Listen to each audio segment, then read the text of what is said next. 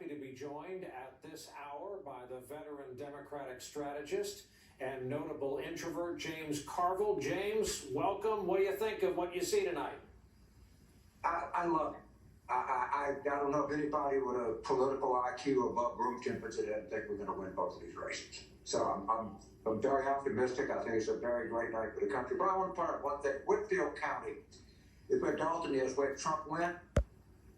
My friend Chris Hutton pointed out to me that Ossoff ran slightly, ever so slightly, but better than Biden ran, and the turnout was lower than the state average. He came, he spoke, and he lost. He couldn't even help him carry Whitfield County, but he didn't help him one lick. People are just going to have to get over it. This guy is a loser, and he's done. He'll cause inconvenience, but that's it. Democrats are going to win both of these races, and it's a great night for the United States, and so happy for the people in Georgia. If that indeed is the outcome, and I can't repeat enough times, we have reached no such conclusions, but this is just two guys talking. What will the lessons be to you? First of all, I think that the attack on Bornot Church, it backfired. I think when political archaeologists unearth this, they're going to see that there was enhanced black turnout in non-metro Atlanta.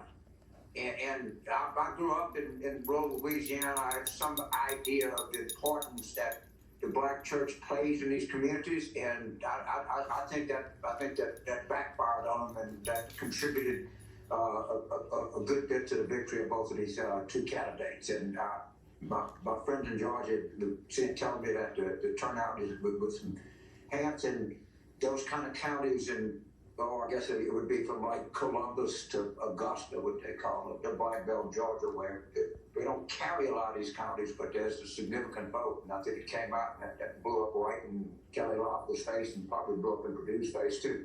Indeed, that's a point Joy Reid's been making tonight. And what about the point we were discussing earlier, that a big argument against both of these candidates was the corruption subject, at least broadly, that if they didn't profit off a pandemic, it's apparent they cut their losses on a pandemic, which American citizens were free to do, but those who got early inside briefings were a little bit freer than the rest of us.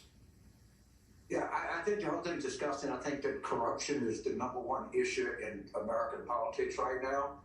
And I just hope and pray above everything else that the president-elect nominates an attorney general who is a very,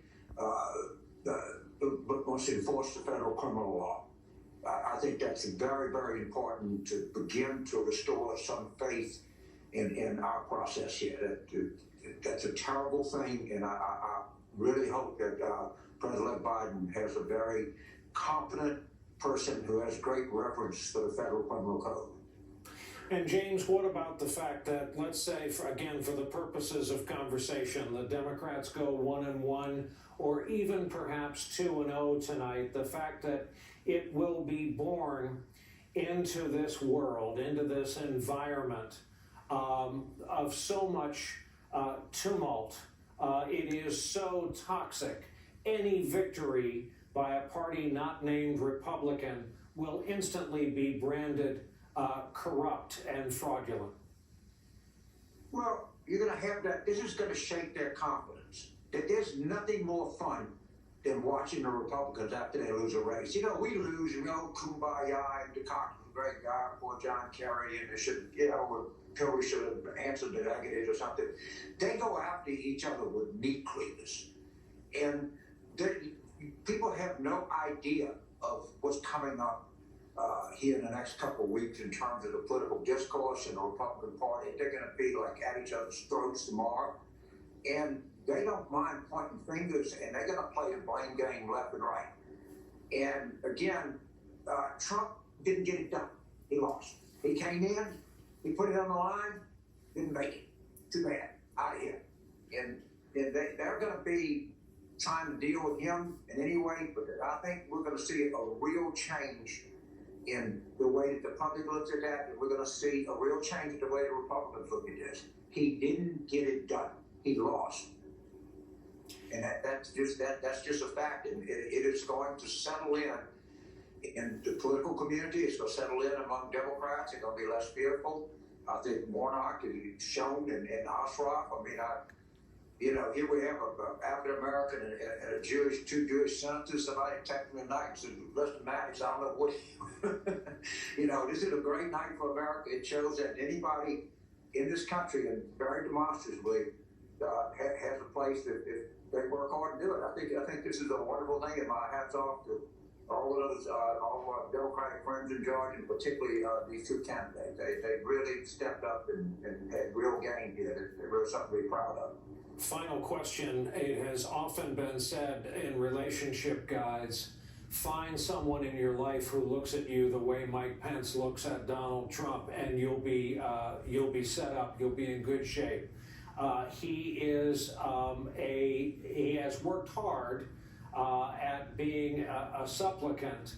The president has now linked him to this action where normally his role would be, Michael Beschloss tonight compared it to Bert Parks.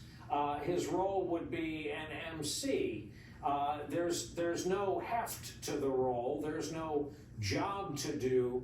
What does he do, knowing that he's now been kind of publicly threatened with political trouble going forward if he shows anything but steadfast loyalty to the boss?